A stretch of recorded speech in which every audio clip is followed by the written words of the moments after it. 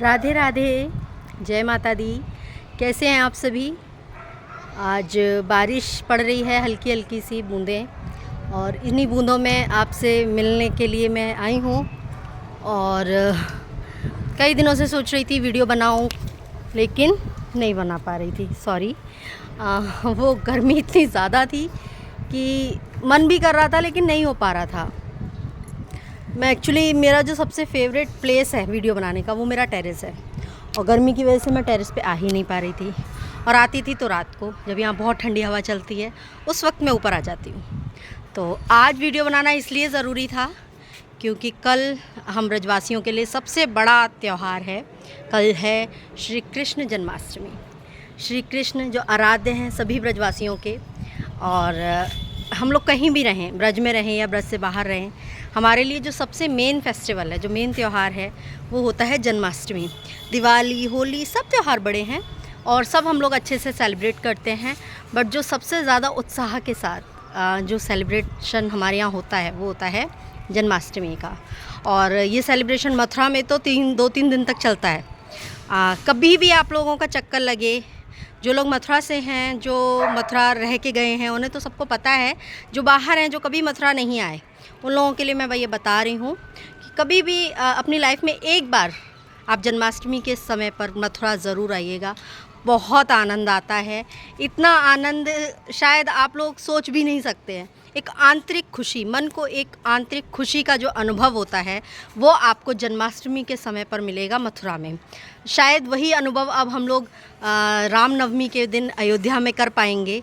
कुछ ही समय बचा है शेष राम मंदिर पूर्ण होने में, तो हम लोग वहाँ भी जाएंगे। लेकिन सबसे पहले हम अपनी बात करते हैं, ब्रजवासियों की बात करते हैं। तो ब्रज का जो सबसे बड़ा त्यौहार है वो है जन्माष्टमी, जो कि कल है 7 सितंबर को। कहा गया था जब भगवान का जन्म हुआ था तब बारिश हो रही थी, काले घने बादल थे, हवाएं चल रही थी, पहरेदार सो गए थे, और उस वक्त भगवान ने जन्म लिया। और नंद बाबा उन्हें टोकरी में रख के मथुरा की जेल से, मथुरा कारागार से और गोकुल ले गए। यमुना माँ ने भगवान के चरण छुए। इसकी डिटेल कहानी हम कल बात करेंगे, लेकिन आज मैं आप लोगों को बता रही हूँ कि इतनी गर्मी हो रही थी पिछले कई दिनों से। 15 अगस्त मेरी गुड़िया का बर्थडे था, उसके बाद रक्षाबंधन था। हर त्यौहार इतना गर्मी में गया हमारा, लेकिन जन्माष्टमी पे देख लीजिए, कुदरत है ये, भगवान, क्योंकि जन्म उनका बारिश में हुआ तो अभी तो जन्म का, लेकिन कहते हैं कि आज लग गई है अष्टमी। शाम को 4-5 बजे से सुना था कि आई थिंक 4-5 बजे अष्टमी आ गई है, तिथि अष्टमी की आ गई है। बट जो व्रत है, जो भगवान का जन्म है मथुरा में, वो कल है। बहुत से लोगों ने जन्माष्टमी आज भी सेलिब्रेट की है। भारत के कई प्रांतों में जन्माष्टमी आज मनाई गई है, लेकिन हम कल मनाएंगे। और मथुरा में भी कल है, हमारी बिहारी जी में कल है, द्वारकाधीश में कल है, और जन्मभूमि जो मेन उनका स्थान है वहाँ भी जन्माष्टमी का उत्सव कल मनाया जाएगा। और परसों नंदोत्सव की धूम होगी पूरे मथुरा वृंदावन में। और आपको एक और चीज़ बताती हूँ, जन्माष्टमी के वक्त आप मथुरा आएंगे तो आप कभी भूखे नहीं रहेंगे। चाहे आपका व्रत हो, व्रत ना हो, आपको हर जगह, हर 10-15 कदम पे आपको भंडारे मिलते हैं। इतना उत्साह, इतना जश्न का माहौल इस समय मथुरा वृंदावन में होगा।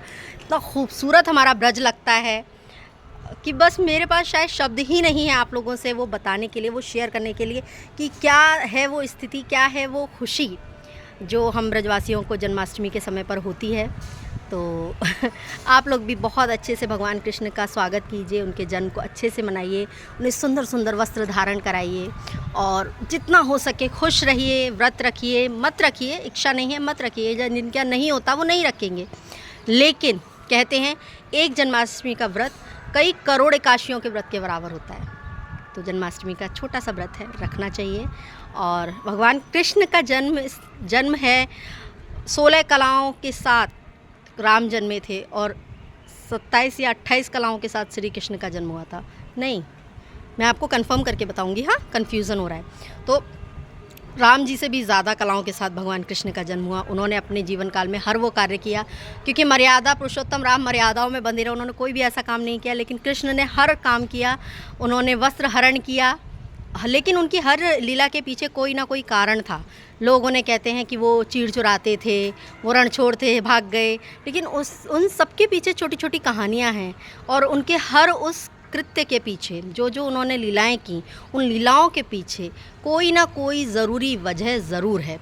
जो श्री राम जी नहीं कर पाए वो श्री कृष्ण के जन्म में भगवान विष्णु के अवतार जो हैं, भगवान हमारे श्री कृष्ण, हमारे बाल गोपाल, उन्होंने वो हर काम किया है जो मर्यादाओं में रह के भगवान श्री राम नहीं कर पाए। तो बहुत इन्जॉय करेंगे और अच्छे से जन्मदिन मनाएंगे अपने बाल गोपाल का। आप लोग भी मनाइए, मैं भी मनाती हूँ। और कल मैं आप लोगों से बात करती हूँ बहुत सारी उनके जन्म को लेके, कैसे जन्म हुआ, कैसे आकाशवाणी हुई, कैसे देवकी को कंस ने प्रताड़ित किया, किस तरह उनका जन्म हुआ। वैसे सबको पता है क्योंकि टीवी पर इतने सारी सीरियल्स बन चुके हैं, कृष्णा है और महाभारत है, सब में कुछ करके दिखाया, पर कृष्णा में तो डिटेल में दिखाया है। लेकिन आप लोगों फिर भी बहुत से लोग ऐसे हैं जिन्होंने ये सीरियल्स नहीं देखे। न्यू जनरेशन की बात करूँ तो न्यू जनरेशन वाले बच्चों को बहुत कम पता है कि भगवान कृष्ण ने, आज हम लोग छोटी मोटी समस्याओं से घबराते हैं ना, तो उन्होंने तो अपने जन्म के साथ ही समस्याएं झेली थी। अपने माता पिता से दूर रहे, फिर जिन माँ बाप ने उन्हें पाल पोस के इतना बड़ा किया, फिर उनसे दूर हो गए, अपनी प्रेमिका से दूर हुए, अपना शहर अपना राज्य छोड़ना पड़ा, कहीं और बसना पड़ा। उनका पूरा जीवन ही ऐसे कटा है। हम लोग छोटी छोटी बातों को लेकर परेशान होते हैं ना, हमारे साथ ये हो रहा है, हमारे साथ। सोचिए भगवान ने कितना कष्ट झेला है। भगवान चाहे श्री राम हो या हमारे बाल गोपाल श्री कृष्ण हो, कष्ट भगवान ने भी झेला है। तो हम तो मनुष्य हैं और समस्या जीवन अगर है, हम जीवित हैं तो समस्या आएंगी।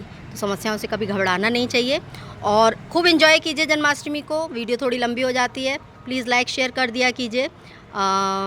और अगर आप लोगों को भी कुछ जानना है भगवान श्री कृष्ण के बारे में या उनकी किसी लीला के बारे में या अन्य किसी भी व्रत और त्यौहार के बारे में, आपको कुछ भी जानकारी चाहिए तो प्लीज़ मुझे कमेंट करके बताइए। मैं आपको यथाशक्ति यथा योग्य आपको जानकारी भी दूंगी और कोशिश करूंगी कि आप उस जानकारी से संतुष्ट भी हों।